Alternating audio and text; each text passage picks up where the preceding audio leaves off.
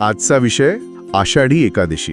हो, अगदी. आपल्याकडे जी माहिती आहे ती सांगते की हा फक्त एक उपवासाचा दिवस नाहीये, तर हा महाराष्ट्राच्या संस्कृतीत, अध्यात्मात एक मोठा उत्सव आहे आणि त्याचं केंद्र आहे पंढरपूरची वारी. बरोबर. वारी.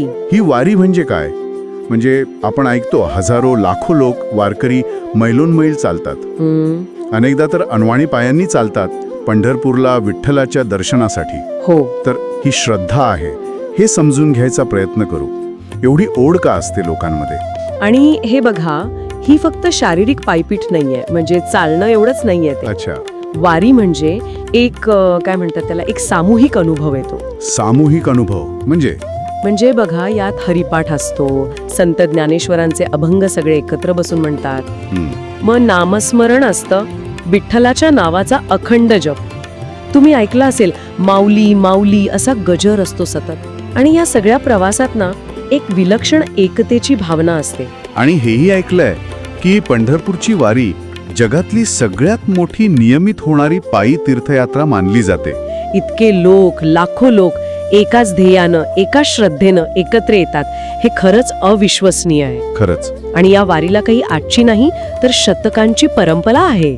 संत ज्ञानेश्वर, नामदेव, तुकाराम महाराज, एकनाथ महाराज या सगळ्या महान संतांनी ही भक्तीची पताका आपल्या खांद्यावर घेतली होती.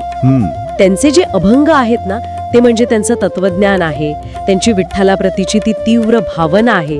आणि तेच अभंग आजही वारकऱ्यांच्या तोंडी असतात. वारकऱ्यांच्या डोळ्यात पाणी असतं, चेहऱ्यावर एक वेगळाच भाव असतो. हो.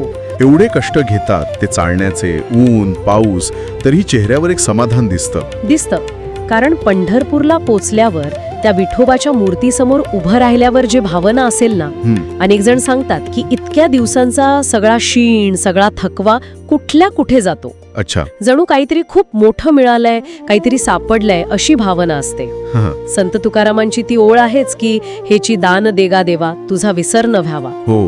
पण इथे वारकऱ्यांच्या मनात कदाचित अशी भावना येत असेल की हेची दान देता सुखाचं, म्हणजे हे जे कष्ट आम्ही केलेत हेच आमचं दान आहे आणि त्यातच आम्हाला सुख मिळते. खूप काही शिकण्यासारखं आहे यात, नक्कीच.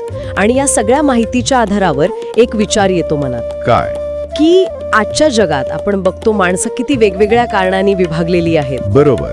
अशा वेळी हजारो लाखो लोक कुणाचाही दबाव नसताना स्वतःच्या इच्छेने एकत्र येतात आणि वारकरी ज्याला सुख म्हणतात, ते कष्टातलं सुख, ते शोधण्याची, ते समजून घेण्याची आजच्या काळात आपल्याला जास्त गरज आहे का? खरे विचार करायला लावणारा प्रश्न आहे हा.